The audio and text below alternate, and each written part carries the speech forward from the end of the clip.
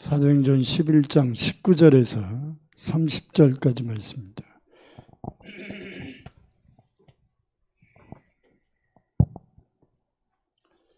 사도행전 11장 19절에서 30절 우리 다 같이 한 목소리로 합독해서 읽겠습니다. 그때 스데반의 일로 일어난 환난으로 말미암아 흩어진 자들이 베니게와 구브로와 안디옥까지 이르러 유대인에게만 말씀을 전하는데 그 중에 구브로와 구레네 몇 사람이 안디옥에 이르러 헬라인에게도 말하여 주 예수를 전파하니 주의 손이 그들과 함께 하심에 수많은 사람들이 믿고 주께 돌아오더라. 예루살렘 교회가 이 사람들의 소문을 듣고 바나바를 안디옥까지 보내니 그가 이르러 하나님의 은혜를 보고 기뻐하여 모든 사람에게 굳건한 마음으로 주와 함께 머물러 있으라 권하니 바나바는 착한 사람이요 성령과 믿음이 충만한 사람이라 이에 큰 무리가 주께 더하여지더라. 바나바가 사울을 찾으러 다소에 가서 만남에 안디옥에 데리고 와서 둘이 교회에 1년간 모여 있어 큰 무리를 가르쳤고 제자들이 안디옥에서 비로소 그리스도인이라 일컬음을 받게 되었더라. 그때 선지자들이 예루살렘에서 안디옥에 이르니 그 중에 아가보라 하는 한 사람이 일어나 성령으로 말하되 천하에 큰 흉년이 들리라 하더니 글라우디오 때에 그렇게 되니라. 제자들이 각각 그 힘대로 유대에 사는 형제들에게 부조를 보내기로 작정하고 이에 실행하여 바나바와 사울의 손으로 장로들에게 보내니라. 아멘. 사랑과 은혜가 풍성하신 아버지, 오늘도 하나님이 주신 귀한 말씀을 듣고자 합니다. 닫혀진 마음 없도록 활짝 열어 주옵소서. 우리를 짓누르고 있는 모든 무거운 짐들이 벗겨지게 하시고 모든 방해의 역사들이 떠나가게 하시고 우리의 마음이 주님을 향하여 활짝 열려지게 하시고 성령이 교회에게 하시는 말씀을 귀 있는 자는 들으라고 하셨는데 들을 귀가 열려지게 하여 주옵소서. 오늘도 부족한 종이 전할지라도 온전히 부족한 종의 자체는 십자가대에 가려주시고 주님의 말씀만이 전파되게 하옵소서. 예수님의 이름으로 간절히 기도드립니다. 아멘. 6월달은 교회 사랑의 달입니다. 그래서 한 달 동안 성경에 나오는 교회들을 하나씩 살펴보면서 우리 처음사랑교회가 추구해 나가야 될 교회상이 무엇인가 전하려고 합니다. 오늘 본문에 나오는 교회는 우리가 잘 아는 안디옥 교회입니다. 안디옥 교회는 초대교회에서 가장 모범된 교회 중에 하나인데 저는 우리 교회가 안디옥 교회 같은 은혜가 넘치는 교회가 되기를 간절히 소망하고 기도합니다. 여러분들도 그렇게 기도할 수 있기를 바랍니다. 오늘 본문 중심으로 성경에 나오는 안디옥 교회를 살펴봤더니 4가지의 은혜가 있는 교회였음을 알게 되었습니다.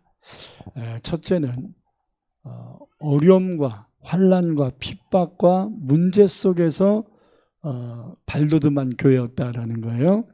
다시 말해서 화가 변하여 복이 된 교회였다 이렇게 말할 수 있습니다. 본문 19절에서는 안디옥 교회가 처음 세워질 때 어떤 상황에서 세워졌는가 이것을 말씀하고 있습니다. 19절 한번 읽겠습니다.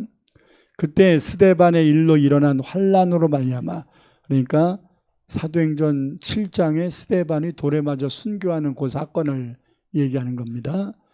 스데반의 일로 일어난 환난으로 말미암아 흩어진 자들이 베니게와 구브로와 어디까지? 안디옥까지.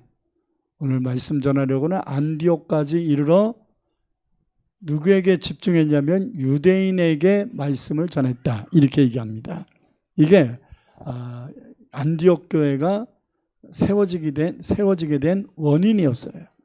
자, 예루살렘 교회가 대대적인 핍박을 받기 시작하면서 그중 7집사 중에 하나였던 스데반 집사가 돌에 맞아 순교하는 일이 벌어졌습니다.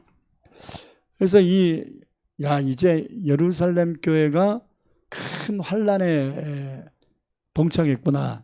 이제 핍박이 끊임없이 임하겠구나. 이런 생각을 한 많은 성도들이 그 핍박을 피해서 유대를 비롯한 안디옥에 이르기까지 막 흩어져서 이사를 간 거예요.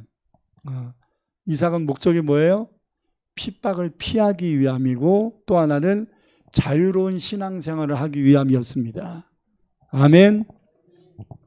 그 중에 몇 사람이 안디옥까지 와서 유대인들에게 복음을 전했어요. 여러분, 우리가 어디를 가든지 뭐를 해야 돼요? 복음을 전해야 돼요. 예수를 전해야 돼요. 비록 핍박이 두려워서 피했다 할지라도 피한 곳에 가서 또 예수를 전해야 돼요. 아멘. 왜 핍박을 피해서 갔을까요? 죽을까 봐.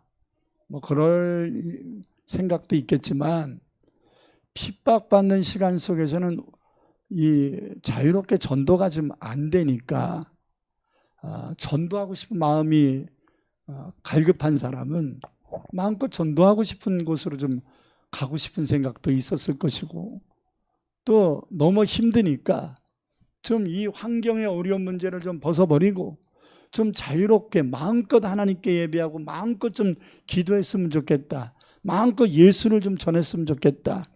이런 갈급함 가지고서 이사를 결정한 겁니다. 이스라엘 백성들이 이사를 하는 것은 쉽지 않습니다. 왜냐하면 조상적부터 대대로 그 땅과 집과 이런 모든 것들을 물려받아서 사는 것이기 때문에 요즘 사람들의 개념으로 보면 안 되죠. 옛날에 우리가 막 3대, 4대 막 계속 그 집에서 살지 않았습니까? 우리나라가 이제 아마 해방될 때까지만 해도 자기 집을 떠난다는 건 독립운동하는 사람들이랑 떠나지 그렇게 쉽게 떠나지 않았을 겁니다. 근데 대대적으로 이사를 언제 했어요? 6.25 때. 안 하셨나요? 대부분의 사람들이 6.25 때는 다 이사를 한 겁니다. 그러면서 이제 내 땅, 내 집, 이 고정관념이 이제 깨지기 시작한 거예요, 우리나라는. 6.25라는 엄청난 전쟁의 소용돌이 속에 있으면서 그래도 나는 죽어도 내 집 지킨다라는 사람들도 있었지만 대다수의 사람들이 이사를 했습니다. 살기 위해서. 그러나 예수 믿는 사람들이 전쟁으로 인해서 피난민이 돼서 이사를 갔어도 그러나 예수 믿는 사람들이 인해서 이것 때문에 아까부터 칙칙거렸구나. 네. 됐네요. 제가 뭔가 막 울리는 소리가 나가지고 계속 뭐가 문제인가 하면서 했었는데 저게 켜져 있어서 그랬군요. 네. 그래서 6.25 때 이제 우리 국민들의 대다수가 자기 집, 자기 땅 이 고정관념이 깨지면서 살기 위해서 자유를 얻기 위해서 피난의 길을 떠났던 것입니다. 그런데 예수 믿는 사람들이 피난 가도 예배는 드렸습니다. 무슨 말인지 아시겠어요? 부산으로 피난을 갔어도 그곳에 예배는 드렸습니다. 이게 믿음이에요. 예루살렘 교회가 핍박을 피해서 먼 곳으로 여기저기 흩어졌지만 그곳에서 뭐 한 거예요? 예배한 거예요. 기도한 거예요. 그러다 보니까 하나님이 여기까지 우리를 보내신 이유가 나만을 위한 것이 아니구나. 이 지역의 영혼들을 전도하라고 보내셨구나. 이런 것을 깨닫는 거죠. 그러면 이런 마음이 들기 시작하면 주변에 있는 사람들을 만나는 사람들마다 복음을 전하기 시작하는데 이들이 어디서 이사 온 거예요? 예루살렘에서 이사 왔어요. 그러면 다른 언어들 구사하기가 쉽지 않았겠지요. 그래서 이 사람들이 누구를 대상으로 복음을 전하기 시작합니까? 언어가 통하는 유대인들을 대상으로 복음을 전하는 겁니다. 안디옥은 지금의 시리아에 해당되는 곳이기 때문에 공통어가 아니었단 말이죠.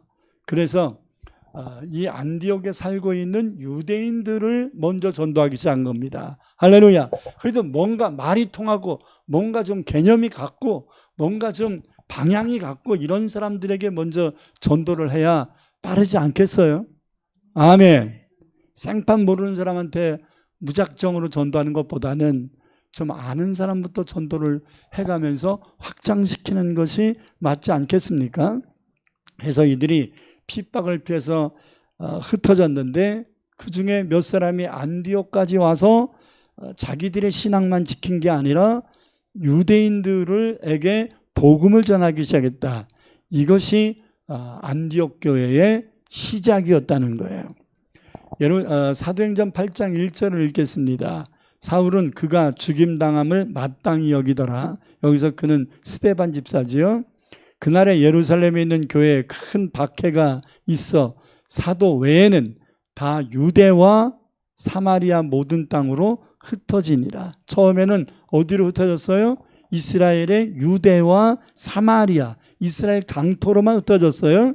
근데 여기서 끝나지 않아요. 오늘 본문 19절에 보니까 그때 스데반의 일로 인하여 환난으로 말미암아 흩어진 자들이 유대와 사마리아에만 머무른 게 아니라 어디까지 갔어요? 베니게, 두로 지역의 베니게로 가고 섬나라인 구브로 섬으로 가고 그리고 또 시리아의 안디옥까지 가게 됐다는 거예요. 멀리 이제 이스라엘 강토를 떠나서 이방 땅까지 막 흩어지기 시작한 것입니다. 그래서 안디옥에 간 사람들이 유대인에게만 말씀을 전하기 시작했다. 여러분, 시험이 찾아왔어요. 환난이 찾아왔어요. 문제가 다가왔어요. 그런데 그것이 문제로 끝나지 않는다는 거예요. 환난으로 끝나지 않는다는 거예요. 성경은 우리에게 말합니다. 화가 변하여 복이 되고 쓴물이 변하여 단물 되고 오늘의 고난이 내일의 간증이 될 것이라고. 할렐루야. 환난 겪은 것이 도리어 이 안디옥 지역에 있는 유대인을 비롯한 많은 사람들에게 복음을 전할 수 있는 기회가 됐다는 거예요. 내 인생은 왜 이렇게 박복한가? 나는 왜 이렇게 집을 날리고 월세방으로 일로 이사 와야 되나? 곤고하겠지요. 마음이 착잡하겠지요. 그러나 그곳에도 하나님의 뜻이 있을 거라는 거예요. 아니 왜 뜬금없이 내가 병이 걸려서 이렇게 입원하나? 여러분 연약함만 치료하기 위하여 입원된 게 아니에요. 그곳에 전할 사람이 있는 거예요. 구원받을 사람이 있는 거예요. 할렐루야. 하나님이 왜 나를 이런 외지로 보내셨는가? 이유가 있는 거예요. 찾아낼 수 있는 것이 은혜고 능력인 것입니다. 결코 하나님의 은혜 밖에 있는 일들은 예수 믿는 사람들에겐 없습니다. 다 하나님의 은혜 안에 있습니다. 그러므로 하나님을 사랑하는 자, 하나님의 은혜 안에 살아가는 자, 그런 자들 모든 것이 합력하여 선을 이루느니라. 할렐루야. 왜 뜬금없이 이런 문제 생겼을까? 이유가 있을 거라는 거예요. 깨달을 수 있기를 축복합니다. 저는 우리 처음 사랑교회 이런 은혜가 임하기를 늘 기도하고 소원합니다. 분명히 문제를 만났을 때 합력하여 선을 이루시는 하나님의 역사를 체험하는 놀라운 은혜는 체험한 자 외에는 느낄 수 없는 특별한 은혜거든요. 그렇기 때문에 어려움을 겪었다, 문제를 만났다, 이거 하나님의 은혜를 체험할 수 있는 기회예요. 여러분 이스라엘 백성들이 출애굽에서 광야에 들어갔어요. 광야는 물도 부족하고 먹을 것도 부족하고 굉장히 낮에는 뜨거운 땡볕이고 밤에는 영하로 내려갈 수 있는 추운 날씨입니다. 다시 말하면 환경이 별로 안 좋아요. 비록 종살이를 해도 애굽에 있는 게 낫지 이 메마른 광야에서 떠돌이 생활하는 거는 별로 안 좋아요. 그런데 하나님이 광야에 살라고 광야를 보낸 게 아니잖아요. 어디 데려가려고 광야로 보내신 거예요? 가나안 땅 들어가게 하려고 광야로 보내신 거잖아요. 그렇다면 광야는 지나가는 과정에 불과한 거예요? 스쳐 지나가는 과정에 불과한 거예요? 그러나 하나님은 그 스쳐 지나가는 과정일지라도 낮에는 구름 기둥으로 밤에는 불 기둥으로 지키셨습니다. 아침마다 만나를 주셨습니다. 반석에서 생수가 나고 쓴물이 단물로 바뀌었습니다. 할렐루야. 아말렉에 쳐들어와도 패배하는 게 아니라 승리하게 되고 뱀과 전갈이 엄습하지 못합니다. 비록 열악한 환경인 것 같은 광야라도 뒤집어서 얘기하면 엄청난 하나님의 은혜와 보호와 공급하심이 있었다는 사실을 잊어서는 안 됩니다. 힘든가요? 힘든 그 시간 속에도 하나님의 은혜가 반드시 있습니다. 할렐루야. 이것을 믿어 여러분들의 믿음이 성장하는 거예요. 이것을 믿어야 하나님의 역사를 체험하면서 간증하는 삶을 살 수 있는 거예요. 여러분 말로만 표를 외치면 뭐 하겠어요?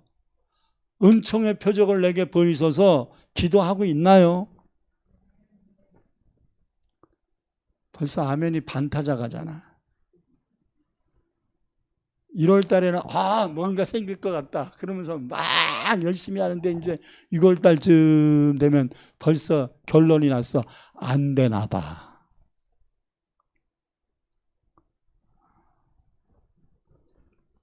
아직 6개월이 넘게 남았는데 벌써 결론을 내면 될까요? 안 될까요?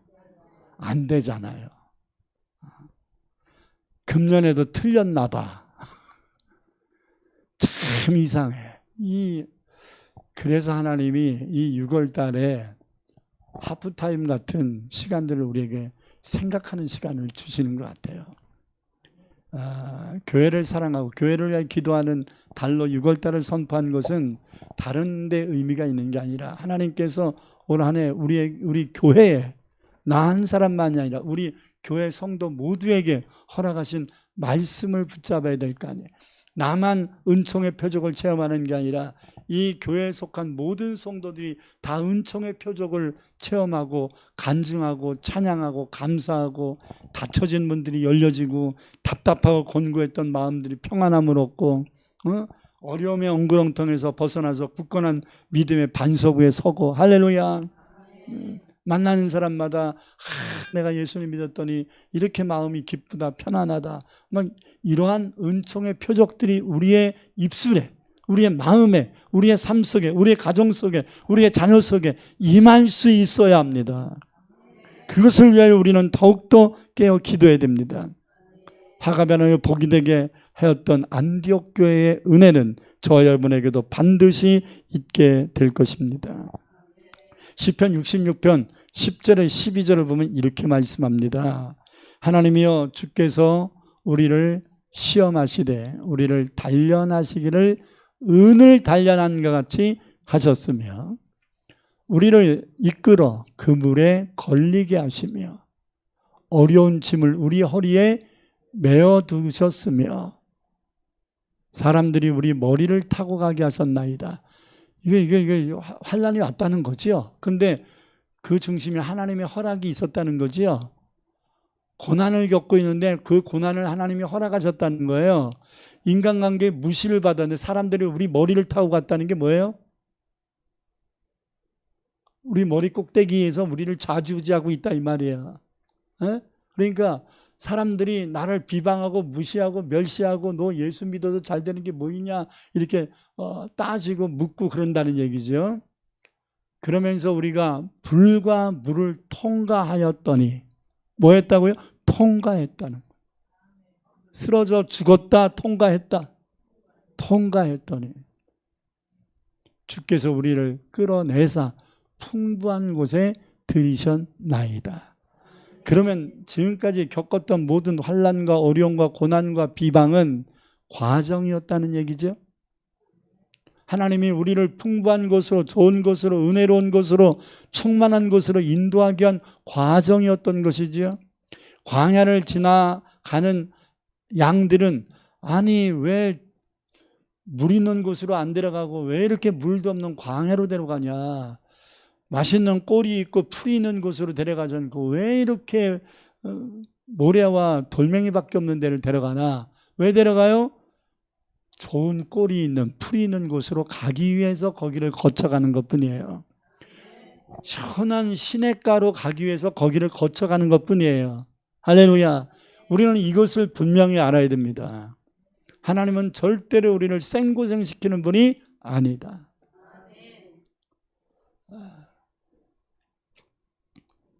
저는 지금까지의 그 인생의 여정 속에서 도대체 하나님은 왜 이렇게 하시는 거야? 하고서 이해가 안 갔던 때가 몇 번 있었는데 그때는 원망했었습니다. 그때는 하나님이 뭔가 실수한 것 같다고 판단했었습니다. 근데 지나고 나니까 그래서 그러셨구나 깨달았어요. 제가 고등학교 졸업하자마자 신학대학을 갔거든요. 난 하나님이 실수하셨다고 생각했어요. 아니 왜 상고를 보내셨지? 취직도 안 시키실 거면서? 아니 왜 나를 사랑해주는 중3 담임 선생님이 지금도 잊어먹지 않아요. 김재기 선생님이 왜 나하고 우리 어머니를 설득해가지고 덕수한고를 가라 그러셨지? 나는 일반 고등학교 대학을 가려고 했는데 아니 일반 대학 안 가고 신학대학을 가더라도 일반 고등학교를 나와야 대학을 들어가는데 원하라고 장학금도 받을 수 있는 거 아니야? 내가 상고를 다녀가지고 입시 준비를 제대로 못한 상황에서 신학대학을 들어가니까 장학금도 못 받잖아. 그러면서 모든 원망을 하나님께 했어요. 신학대학 들어가서. 가정은 어려워서 학비 되기는 어렵지. 그러니까 원망이 하나님 앞에 가네. 하나님이 실수하신 것 같아. 인문계 고등학교를 다녔으면 내가 열심히 공부를 해서 신학대학을 장학금을 받아서 들어갈 텐데 상고를 들어가서 취직 공부하다가 몇 개월 입시 준비해가지고 가니 이게 말이 되나? 하나님이 왜 나를 뺑뺑이 시키는 거야? 하면서 하나님이 태초부터 나를 택하여 주의 종 목사가 되게 하셨으면 제대로 제 코스를 밟게 하셨어야 되는 거 아니야? 이러면서 제가 마음 한구탱이에 크게 하나님 앞에 반항하지는 않았지만 마음 한구탱이에 그 생각이 늘 남아 있었어요. 근데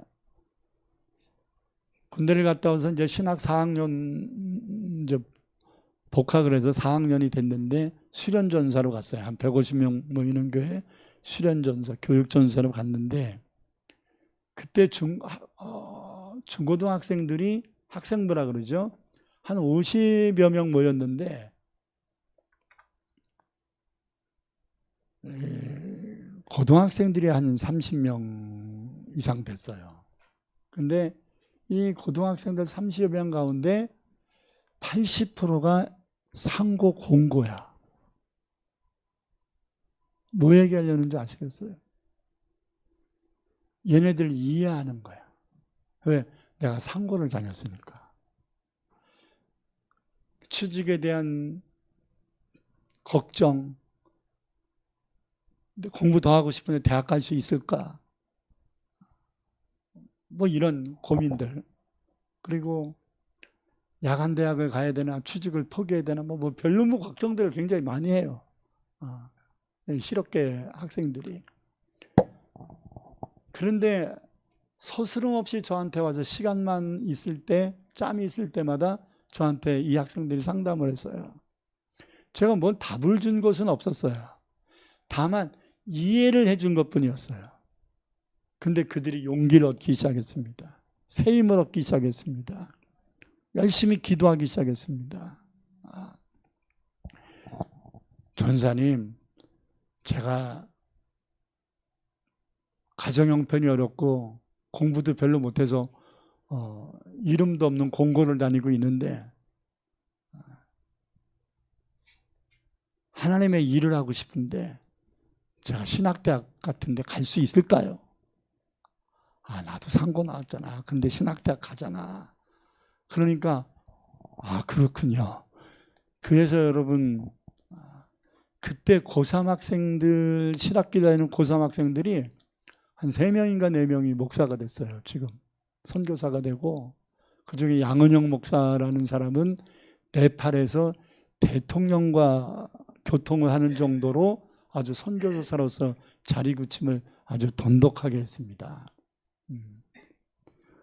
그래서 우리 양은영 목사는 제가 신학 4학년 때 고등학교 3학년이었거든요. 공부 못했어요. 착하기만 하고.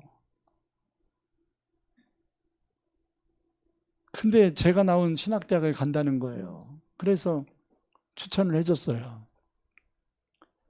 신학대학 다닐 때까지만 해도 그렇게 두각이 나타나지 않았어요. 근데 졸업할 무렵에 제가 개척을 했기 때문에 우리 교회 와서 수련전사를 1년 정도를 했었습니다. 그 가족들이 다 나오고. 그때까지만 해도 그렇게 두각이 나타나지 않았어요. 근데 여러분, 때가 되니까 장가를 가더니 바뀌더만요. 사모님을 너무 잘 만났어. 그래가지고 이 사모님이 큰 교회 담임 목사님의 이 비서 역할을 하면서 아주 신앙이 돈독하면서 네팔 선교에 대한 비전을 가지고 끊임없이 준비했던 분인데, 양은영 목사를 만나면서 결혼을 하면서 양은영 목사도 이제 선교사가 되겠다고 서원을 했는데, 이 둘이 만나가지고 날개를 달았어. 그래서 네팔에 교회를 40교회를 세우고요. 그리고 네팔어를 원척 잘하니까 네팔에 대학도 세우고요. 정식 종합대학을 세웠어요. 그리고 원척 지역에 이 네팔에 무슨 주라 그러는데 우리나라 도지요. 엄청난 영향력을 끼치는 선교 활동을 하니까 네팔 대통령이 감동을 받아갖고 지금 한류 물결이 들어왔잖아요. 그래서 저 한국 선교사를 만나서 한국과 원활한 외교를 좀 할 수 있도록 터달라고 해야 되겠다 해서 우리 양은영 목사를 대통령궁으로 초청을 해가지고서 양은영 목사의 도움을 받아가지고 대사관인가 영사관이 있었는데, 이게 더 한층 더 승격이 돼서 국제 모든 경제 활동까지 무역 이런 것까지 확 그냥 대대적으로 열리는 이런 중심에 양은영 목사가 있더라고요. 저도 몰랐어요. TV에 나오고 인터넷에 올라와 있더라고요. 깜짝 놀랐습니다. 아니, 이렇게 별 볼 일 없는 사람을 하나님이 이렇게 귀하게 쓰시나? 야, 진짜 안 믿는 사람도 이런 말 하잖아요. 오래 살고 봐야 되겠다고. 네? 저 오래 살지도 못했잖아요. 근데 기적적인 일들이 막 일어나는 거야. 누가? 하나님이 일하시니까 하나님이 도와주시는 은총의 표적을 체험하는 사람들에게 이런 기적 같은 일들이 벌어지는 거예요. 우리 교회는 지난 1월부터 하나님이 약속하신 대로 하나님이 일을 시작하셨음을 저는 확신합니다. 지치지 마세요. 아멘. 여러분, 물질 문제 다급했을 때 물질 문제 해결되면 그게 다 끝나는 것 같습니까? 아니거든요. 또 다른 문제가 또 오거든요. 자녀 문제 있을 때 자녀 문제 해결되면 다 되는가요? 아니거든요. 인생은 죽을 때까지 문제를 안고 사는 게 인생이에요. 문제 없이, 근심 없이, 고민 없이 그냥 만사가 문제 없이 살기를 원하면 빨리 천국 가면 돼. 아멘. 천국 가기 전까지는 이 문제와 더불어 살아야 돼. 질병과 더불어 사는 거야. 몸 좀 약해졌다고 뭐 큰일 생기는 거 아니에요. 사명 감당하는데 전혀 지장 없어요. 할렐루야. 저는 당뇨병이 생긴 지 지금 만 8년이 지나 9년째 되는데 당뇨병 때문에 일 못한다고 생각한 적이 없어요. 당뇨병은 그냥 달고 사는 거고, 난 당뇨병 치료해 주세요 처음에는 기도를 했는데 놀래갖고, 근데 요즘은 당뇨병 치료해서 기도도 안 해요. 이게 어떤 면에서는 나를 덜 교만하게 하더라고. 그리고 어떤 면에서는 이것이 나를 더 믿음 안에서 자유케 하는 것들이 있더라고요. 꼭 이 병이라는 것을 달고 산다고 해서 그렇게 큰 문제가 되는 건 아니야. 그거를 또 감사하고 적응만 잘하면, 또 흔히 하는 얘기가 당뇨병이 양반들의 병이래잖아. 고급 병이래잖아. 아멘 안 해도 그래요? 제가요 가는 곳마다 목사님 당뇨 있으시니까 영양가 있는 거 드셔야 됩니다. 그러고서 맛있는 거 사주잖아. 또 이제 몸이 좀 약한 것 같으니까 여러분 저를 사랑해 주는 여러분들이 여러 영양제들을 공급해 주더라고요. 정말 감사합니다. 제가 건강했다면 저 영양제 선물들 안 할 거예요. 건강하니까. 근데 이분은 홍삼, 이분은 뭐 눈에 좋은 거, 뭐 뼈에 좋은 거 막 이렇게 막 사주니까 얼마나 감사합니다. 여러분에게 감사하게 생각하고, 그리고 제가 막 에너지가 여러분보다 막 3-4배 좋아가지고 막 펄펄 뛰고 막 그냥 하면 아유 목사님 좋겠네 부러워만 하지 저를 위해서 기도 별로 안 할 거예요. 목사님이 저보다 화났네 이럴 거 아니야. 에? 근데 여러분에 비해서 인간적으로 제가 난 게 별로 없잖아. 아멘 하세요? 그러니까 여러분들이 저를 위해서 더 안타깝게 여기서 기도도 할 거 아니야.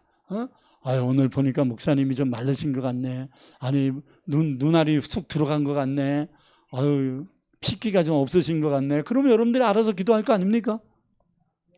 나는 여러분들의 기도밥을 먹고 삽니다. 그렇기 때문에 나는 연약함까지도 다 유익할 거라고 생각합니다. 어차피 사명 끝나면 갈 건데 뭐. 에? 아멘? 그러니까 하나님이 우리를 풍부한 곳에 들이시는 것이 이 땅의 삶에 대한 것도 의미하는 거지만 진짜 조금 더 부족하며 풍부한 곳은 어디예요? 하늘나라예요.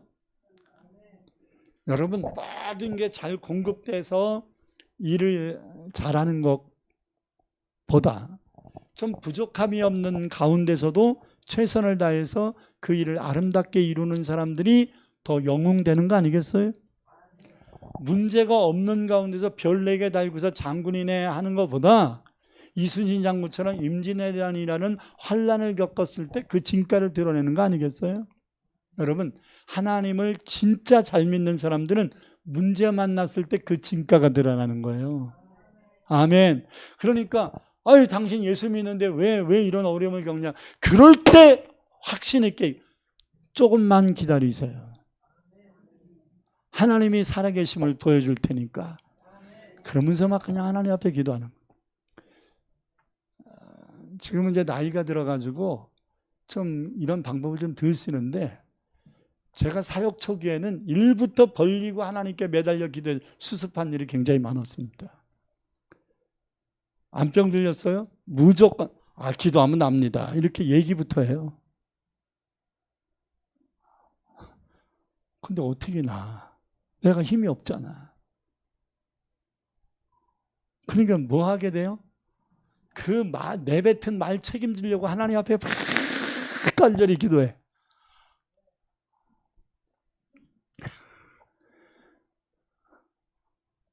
어떤 분은 의사가 당신 유산될 거다 이렇게 얘기했는데 유산 안 돼요.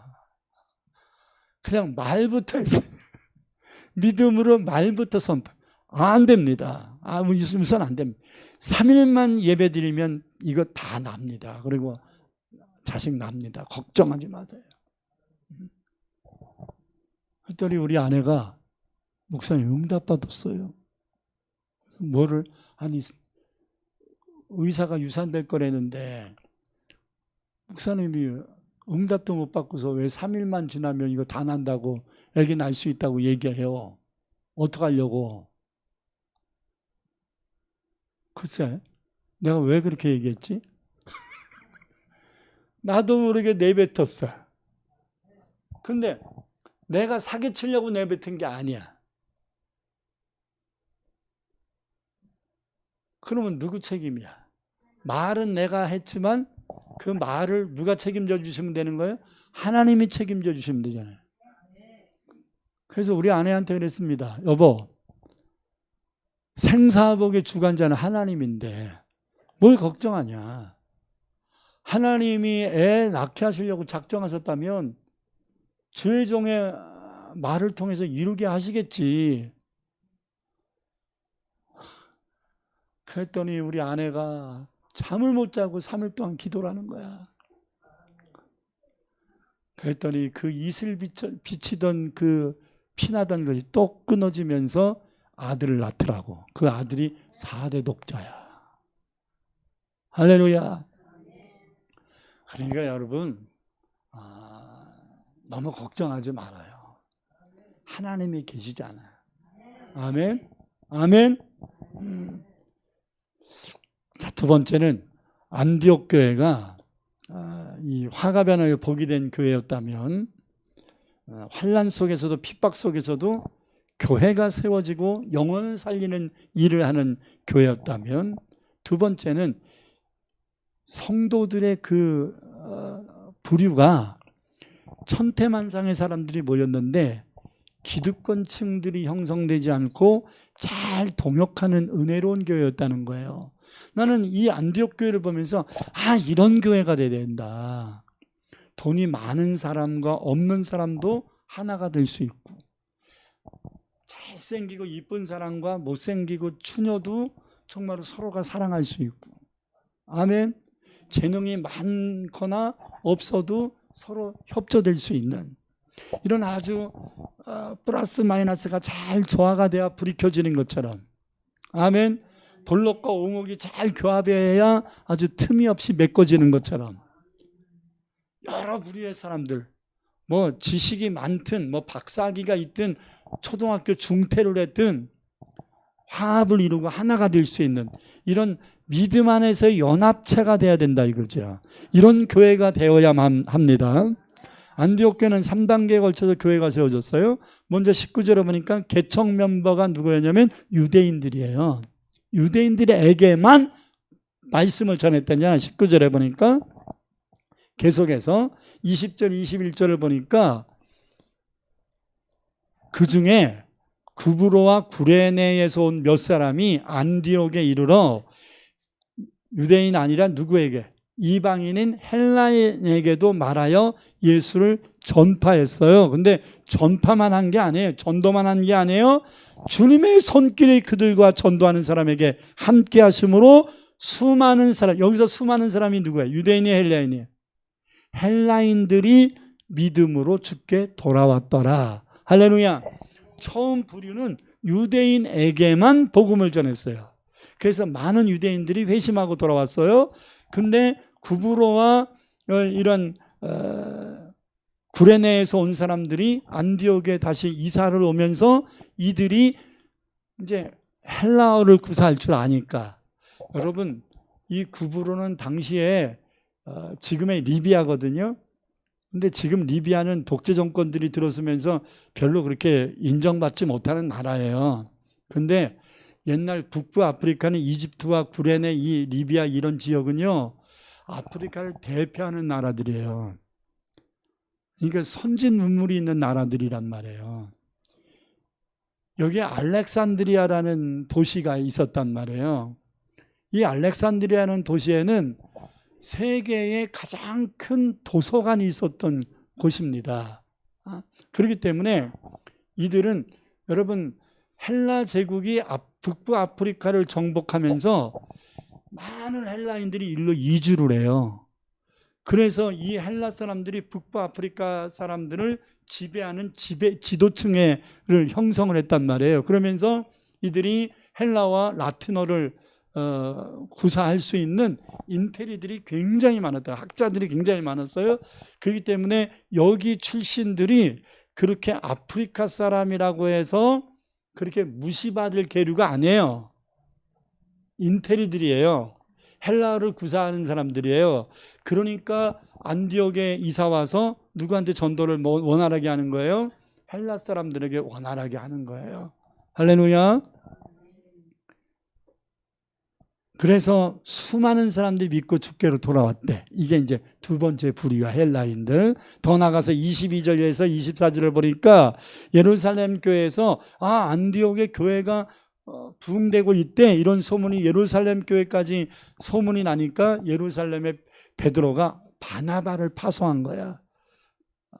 저 교회가 말씀이 부족할 수 있으니 당신이 가서 저 교회를 좀 말씀으로 잘 양육해서 안정된 교회 되게 하시오 하고서 파송을 했어요.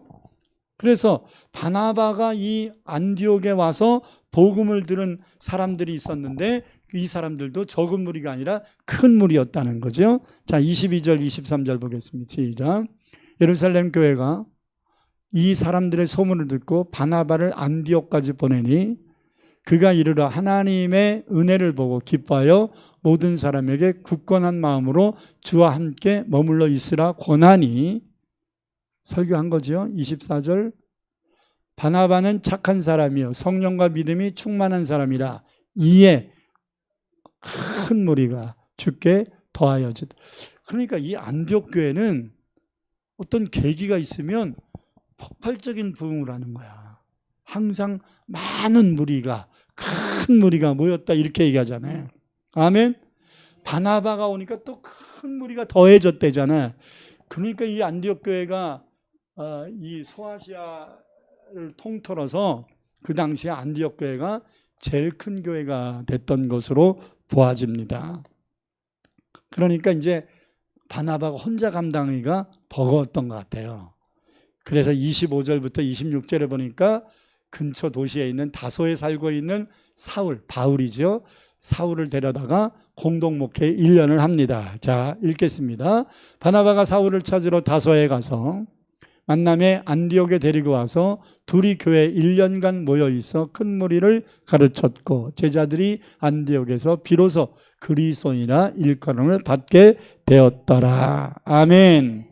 이렇게 안디옥교는 3단계에 걸치고 그리고 바나바와 사울을 통해서 바울을 통해서 이렇게 교회가 든든하게 견고하게 서서 이제 예수를 믿지 않는 사람들에게도 안디옥교회 성도들을 볼 때 예수님처럼 사는 사람, 이게 이제 그리스도인이라는 뜻이에요. 그리스도인이라는 별칭까지 받게 되었다, 이런 말입니다. 자, 이렇게 이제 교회가 부흥됐어요. 그러니까 여태까지는 누가 전도되고 누가 일꾼되고 이런 게 안 나와. 큰 무리가 모였다, 많은 사람이 모였다, 막 이런 것만 나와. 그죠? 근데 사도행전 13장 1절에 보니까 우리가 읽은 본문은 11장이지만 이제 두 장을 뛰어넘어서 이제 많은 시간이 지난 거예요. 13장 1절에 보니까 안디옥 교회를 이끌어가는 지도자들의 명단이 나와요. 안디옥 교회 선지자들과 교사들이 있으니 지도자지요. 바나바와 니게르라 하는 시므온과 구레네 사람 루기오와 분봉왕 헤롯의 젖동생 마나엔과 및 사울이라. 여러분, 교회는 어떤 사람들이 오더라도 예수 안에서 하나 되어서 함께 일할 수 있어야 됩니다. 빈부귀천 막론하고 지위 고하를 막론하고 하나 돼서 힘써 일해야 됩니다. 할렐루야. 제가 군인교회에 초청받아서 말씀을 전하러 간 적이 있었는데 깜짝 놀란 게 뭐냐면 그 부대가 사단 본부가 있는 곳의 교회였어요. 근데 안내를 누가 쓰냐면 사단장님이 서. 사단장님이 교회 입구에 서가지고 어서 오십시오 그러면서 자기 부하들이잖아 다. 그죠? 사단 안에 있는 교회니까 장교들이고 다 그러잖아요. 소장은, 사단장은 별 둘이거든요. 근데 군복을 입고 안 쓰죠. 양복을 입고, 군복을 입으면 별 둘이 달렸으니까 병사들이 오면 예수님께 먼저 기도하는 게 아니라 사단장한테 경례부터 해야 되잖아요. 그죠? 별을 달고 있으니까. 근데 양복을 입고 어서 오십시오 하니까 사단장인지도 몰라. 그러니까 이제 병사들이 사단장 얼굴이나 제대로 바깐. 응? 그래도 고급 장교나 돼야 사단장 얼굴을 알지. 일반 병사들은 사단장 얼굴도 못 봐요. 지나가도요 거수경례라고 굳어버려요. 연대장만 지나가도 얼굴을 제대로 못 보는데 사단장 얼굴을 어떻게. 그러니까 이 사병들이 자기한테 막 어른이 인사를 하니까 괜히 좋은 거야. 그래가지고 사장님이 어서 오십시오. 그리고 주보를 딱 주니까 아 수고하십니다. 그러고 들어가는 거야. 그래서 야, 참 아름다운 모습이다. 나중에 그 사병들이 얼마나 기분이 좋았을까. 사단장한테 인사받았으니까.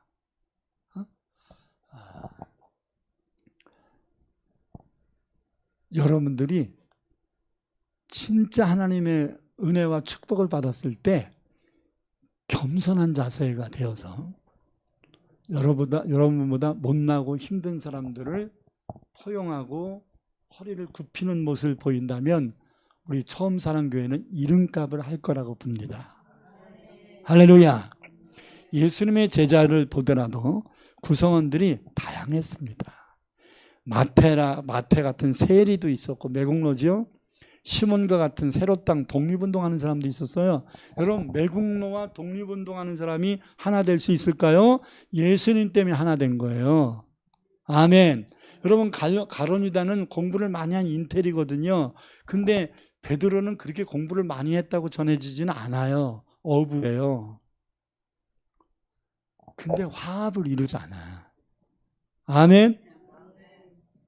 로마서 16장을 보면 로마의 중심에 있던 제국의 중심에 있던 로마의 교회가 세워졌는데 로마 교회의 성도들에게 안부하고 인사하라는 말씀이 쭉 16장 내내 기록되어 있는데 로마 교회의 구성원인 성도들 참 다양한 사람들이 많았어요.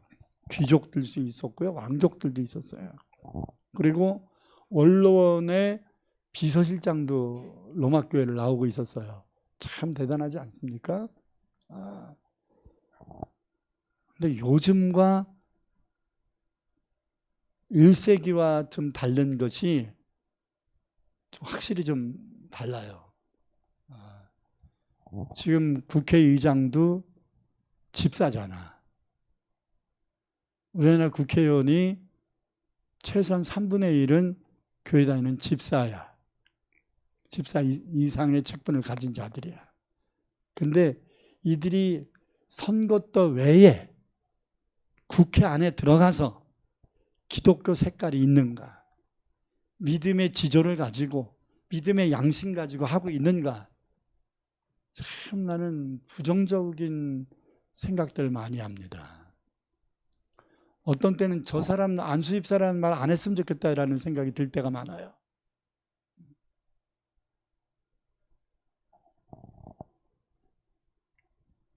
근데 1세기 때는 귀족이든 종이든 다 하나가 되는 거예요. 이게 예수의 이름의 능력이고 교회의 이런 전형적인 모습이었다는 거예요. 우리 처음 사는 교회는 이런 모습을 만들어 가야 됩니다.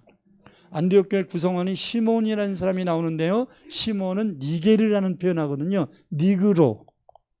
니그로는 흑인의 대명사거든요. 흑인. 자, 니그로라는 것은 흑인의 대명사일 뿐만 아니라 노예 출신이었음을 말합니다. 시몬은 안디옥 교회 지도자였는데 종 출신이었어. 노예 출신이었어. 근데 하나님의 은혜로 노예에서 자유를 얻게 되었고 지도자 위치까지 간 거죠. 그리고 마나엔이라는 사람은 헤롯의 젖동생이래잖아. 그러면 이 마나엔은 누구냐? 헤롯의 젖동생, 같은 유모에게 젖을 먹고 자란 사람이 젖동생이라는 표현하는 거거든요. 그러니까 헤롯의 젖을 먹였던 유모의 젖을 같이 먹었던 사람이 누구다? 마나엔이다 이 말이죠. 유대의 분봉왕이었던 헤롯과 형제 또는 인척관계라는 얘기죠. 쉽게 얘기하면 왕족인 거죠. 노예 출신이었던 시몬과 왕족 출신이었던 마나엔이 같이 하나님의 일을 지도자로서 하고 있는 거예요. 가당키나 한 일입니까? 그래도 안디옥 교회는 이런 모든 계층을 아우르는 아름다운 교회였다는 겁니다. 할렐루야. 우리 처음 사랑교회도 어떤 사람이 오더라도 배척돼, 아우 좀 무식해가지고 그냥 말귀를 못 알아듣고 아우 답답해, 저 사람하고는 말 못하겠어, 그런 생각이 들어도 꼭 세상적 표현으로 꼴통 같은 짓을 해도 우리는 사랑에는 변질이 없어야 돼. 그래야 처음 사랑 교회지. 아멘. 여러분, 지금 서초동으로 이사를 했는데 강남 옆에 있었던 사랑의 교회를 옥하는 목사님이라는 분이 개척을 해서 약 제적인원 5만 명이 넘도록 부흥을 시켰거든요. 근데 그 후임자인 오정현 목사님이 우리 교회가 이렇게 컸으니 이제 교회도 더 크게 세계적인 제일 큰 교회를 지어서 이제 한국과 세계를 위하여 일을 해야 된다. 이런 명분을 가지고서 이제 서초동으로 옮겼어요. 그래서 엄청난 물질을 들여서 큰 교회를 세웠어요. 근데 그 교회를 세울 때 여러 가지 문제가 있었어요. 오정현 목사의 논문 표절 문제와 목사 안수가 좀 편법에 준하는 문제들이 생긴 거 아니냐라는 문제 제기를 하기 시작했어요. 그리고 돌아가신 옥하는 목사님은 이 교회 세우기를 원치 않았는데 오정현 목사가 밀어붙여서 된 거다. 이런 루머에 시달렸어요. 그러면서 이제 10분의 1 정도는, 여러분 4, 5만 명 출석하는 교회가 10분의 1이면 4, 5천 명이잖아. 적은 인원이 아니에요. 이 10분의 1 정도 되는 사람들이 반대를 한 거야. 그래서 싸움이 붙었는데 약 2년 반 동안 주일마다 이 오정현 목사님을 반대하는 사람들이 피켓을 들고 서초동 전역에 서가지고 오정현 목사 물러가라. 오정현 목사 사기꾼이다. 막 하면서 난리 법석을 쳤었습니다. 근데 지금은 이제 은혜 가운데 잘 수습이 됐는데 그런 일이 있었고, 또 하나는 이 사랑의 교회가 건축을 할 때 좀 지하로 들어갔단 말이에요. 지하로 들어가면 서초 대로가 있거든요. 8차선 대로가. 서초 대로 밑에 500평을 점유를 했어요. 근데 그것이 불법으로 한 것은 아니고 서초구청의 허락을 맡아서 점유 허가를 맡았고, 그것을 구청이 허락해 준 대가로 1년에 10억씩 10년 동안 100억을 서초구청의 복지를 위해서 헌신하겠다 해서 지난 10년 동안 서초구청에 100억을 헌금해 줬습니다. 그냥 된 건 아닙니다. 큰 교회니까 큰 일도 하는 거죠. 근데 문제는 종자연이라는 단체가 있는데 이 여기를 주도하는 게 불교계예요. 이 사람들이 왜 구민들이 공유해야 될 국가 땅을 교회가 점유했느냐 해서 소송을 걸어버렸어요. 그래가지고 지난 8, 9년 동안 이 소송에 시달렸는데 대법원 판결까지 났어요. 대법원 판결이 뭐였냐면 구민들이 원치 않으니 철거하라. 이미 구에다가 100억을 다 줬는데 철거하라고 대법원 판결이 난 거예요. 이것을 이행하지 못하면 1년에 얼마씩 벌금을 내라. 그 사랑의 교회가 뭘 결정했냐면 벌금 내자. 철거하자라고 결정을 한 게 아니라 공교롭게도 그 점유한 곳이 강단이야. 다른 데 교육관 철거하라면 철거하겠는데 강단 철거하라는 거는 이건 안 된다. 애초부터 구청이 허락을 하지 말든지 해야지 받을 거 다 받고 이제 와서 이렇게 하면 어떡하냐. 우리는 불법으로 한 것은 아니었다. 그러나 구청장이 잘못 허락한 것이라면 편법에 준하는 문제가 생길 수는 있겠으나 어쨌든 우리가 편법을 쓴 거에 대한 부분에 공감하니 벌금을 내겠다 해서 지금까지 몇 년 동안 벌금을 내고 있어요. 대법원 판결이 났는데 이것이 안 믿는 사람들 입장에서는 엄청난 구설수에 오르고 있는 거죠. 여러분, 만약에 우리 교회가 이런 문제가 생기면 어떡할까? 여러분, 사랑의 교회는요, 그 교회 소속 변호사들만 50명이 넘어요. 그 교회에 나오는 재직들 가운데 변호사들이 50명이 넘고 검사들이 20명이 넘는데요. 그래서 법조인 선교회가 조성돼 있고 이 판사, 검사, 변호사가 7, 80명이 돼요. 그러니까 이들이 법적으로 해결해 가려고 밀어붙이기를 하면 뭔가 일을 낼 수는 있겠지만 더 이상 구설수에 오르면 안 되고 힘으로 하면 안 된다 해서 이제 벌금 내는 쪽으로 이제 타협을 했는데 그것조차도 목사님 저로서는 그렇게 바람직하다고 생각하지는 않습니다. 물론 우리 교회가 강대상 철거하라고 이런 명령이 내리면 저도 굉장히 자존심 상하고 하나님 앞에 눈물 흘리면서 기도할 것 같긴 한데 제가 그 상황에 가보지 못해서 뭐라고 단정해서 얘기하기는 어려운데 객관적으로 봤을 때는 덕스러운 상황은 아닌 게 됐다.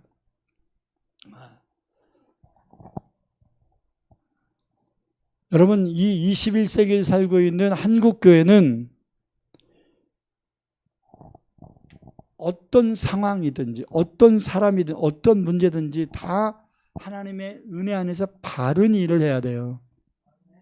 아멘. 이것이 무너지면 댐에 금이 가는 것 같은 거예요. 지금 큰 문제가 발생하지 않는 것 같아도 엄청난 누수가 생길 것이고 한국교회에 붕괴가 올 수도 있는 것입니다. 그러므로 여러분들 사회적인 지위가 별로 없다고 너무 위축될 거 없습니다. 물질이 많지 않다고 그렇게 위축될 거 없습니다. 그래서 세 번째 안디옥교회는 그런 상황에서도 잘 화합해서 선교에 힘쓰는 교회가 됐다는 사실이에요. 사도행전 1장 8절에 보면 예수님이 하늘로 승천하시면서 오직 성령이 너희에게 임하시면 너희가 권능을 받고 예루살렘과 온 유대와 사마리아 땅끝까지 이르러 내 증인 되리라고 하셨거든요. 그렇기 때문에 교회의 지상 명령은 하나님의 성령의 은혜를 받아서 이 지역과 민족과 세계 열방을 깨우고 구원시키는 이 사명을 감당해야 되는 것이 교회의 궁극적 사명입니다. 교회의 사이즈가 크냐 적냐의 문제가 아니에요. 반드시 우리는 선교하는 교회가 되어야 됩니다. 안디옥 교회처럼. 사도행전 13장 2절 3절에 보니까 안디옥 교회가 바울과 바나바를 선교사로 파송하는 세계 전도의 전초기제가 된 겁니다. 한번 읽겠습니다. 주를 섬겨 금식할 때에 성령이 이르시되 내가 불러 시키는 일을 위하여 바나바와 사울, 바울을 따로 세우라 하시니 그래서 그들이 금식하여 기도하고 두 사람에게 안수하여 선교를 보내니라. 할렐루야. 이게 이제 여기서 선교를 보낸 게 바울의 1차 전도 선교 여행입니다. 안디옥 교회가 파송한 겁니다. 우리 교회도 안디옥 교회의 아주 발꿈치만큼은 좀 따라가려고 하고 있지요. 우리도 선교사 파송하고 있잖아요. 아멘. 10월 달에 또 대만으로 또 파송을 할 겁니다. 짐됩니까? 부담됩니까? 나는 지금부터 10월까지 하나님이 이 선교사를 또 파송하기 위해서 하나님이 우리 교회에 또 놀라운 역사를 일으키실 것이라고 나는 믿어 의심치 않습니다. 아멘.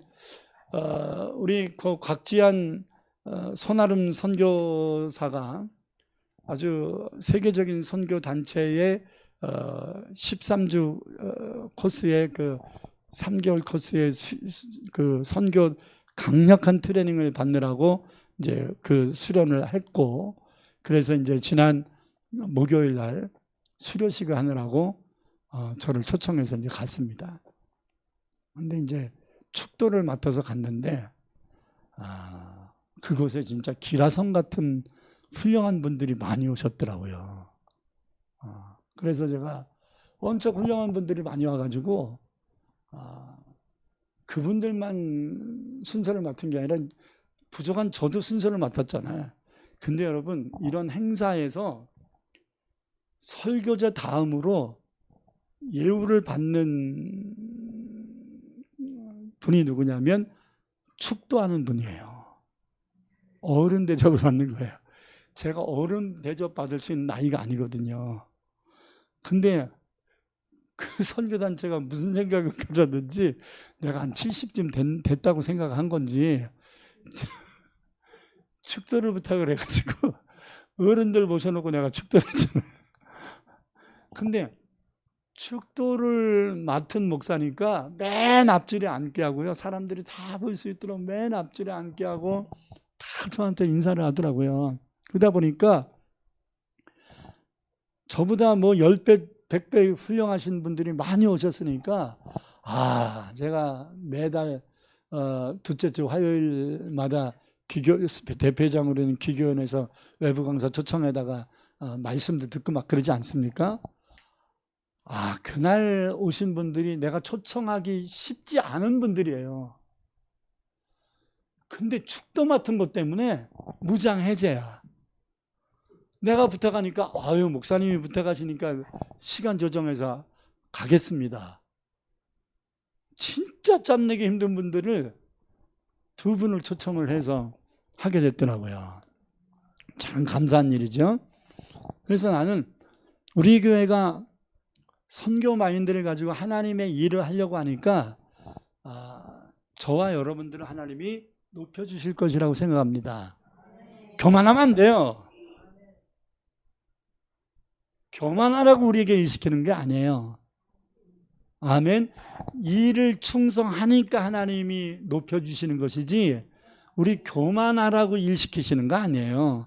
그건 명백하게 해야 돼요. 할렐루야. 그러므로 우리 교회는 이제 대만 선교를 할 것인데 대만 선교를 할 무렵에 하나님은 우리 교회를 조금 더 업그레이드를 시켜주실 것이라고 믿습니다.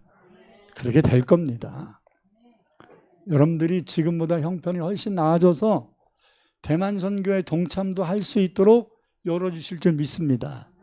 열어주시면 하세요. 안 열어주시면 안 해도 돼요. 하나님의 일은 부담으로 짐으로 하는 게 절대 아니에요. 하나님이 열어주시는 이 영적인 흐름을 타는 게 중요한 거죠. 그리고 지금부터 여러분들 기도하세요. 대만 선교에 동참할 수 있도록 하나님 우리 가정과 자녀들과 남편과 직장과 사업을 열어주세요. 이렇게 기도하세요. 그리고 먹고 땡하지 말고 또 헌신하시고 금방은 아멘 하더니 또 헌신하라니까 아멘이 또 팍 죽어.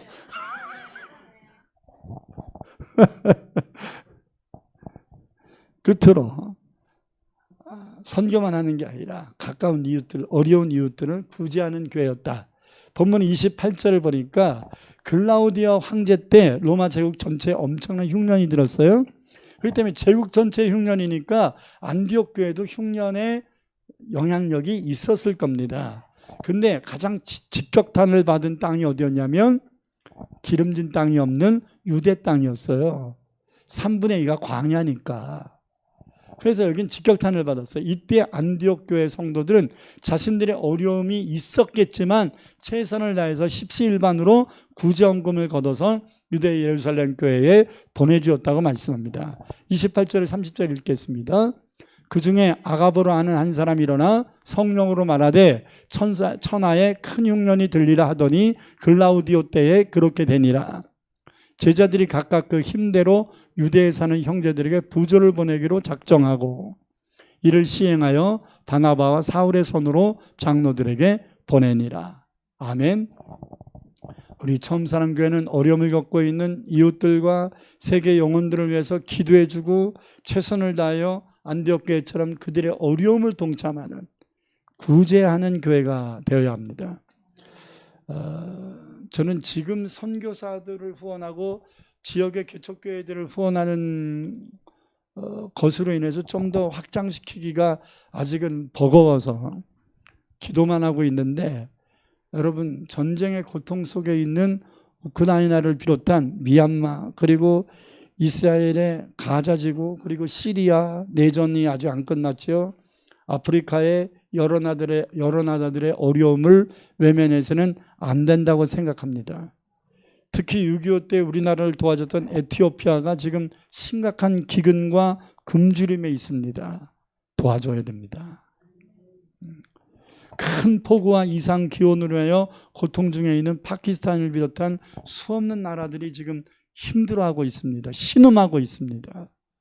이게 선진 국가들의 공업 발달으로 인해서 이 이상 기온들이 발생한 거거든요. 그 피해는 대다수가 후진국 국가들이 피해를 보고 있는 것입니다.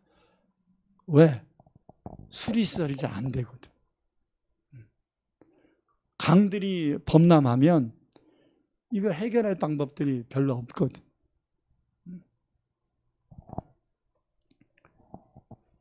이제 예수님의 재림이 얼마 남지 않았다고 생각이 듭니다. 우리가 살면 얼마나 살 수 있다고 생각합니까? 남은 생에 주님이 오신 날까지 저와 우리 처음 사랑교회에 속한 모든 성도들은 지금까지 하던 것처럼 내 가정, 내 자식 이것만 생각하는 좁은 생각에서 벗어나서 좀 희생이 담겨있는 어려운 이웃을 도우려는 마음을 갖게 될 수 있기를 소망합니다. 안디옥 교회가 자신들의 힘을 다해 어려운 예루살렘 성도들을 도왔던 것 같이 이런 일에 관심을 갖고 힘쓰는 교회가 되기를 소망합니다. 두 손을 가슴에 얹읍시다. 우리 교회가 안디옥 교회처럼 선교하는 교회, 구제하는 교회, 화가 변하여 복이 되는 교회, 어떤 사람들이 와도 예수의 사랑으로 포용하는 교회가 될 수 있게 해달라고 우리 다 같이 하나님 앞에 통성으로 기도합니다. 주여! 할렐루야. 나의 아버지 하나님 감사합니다. 아버지, 듣기만 하여 자신을 속이는 자 되지 않게 하소서.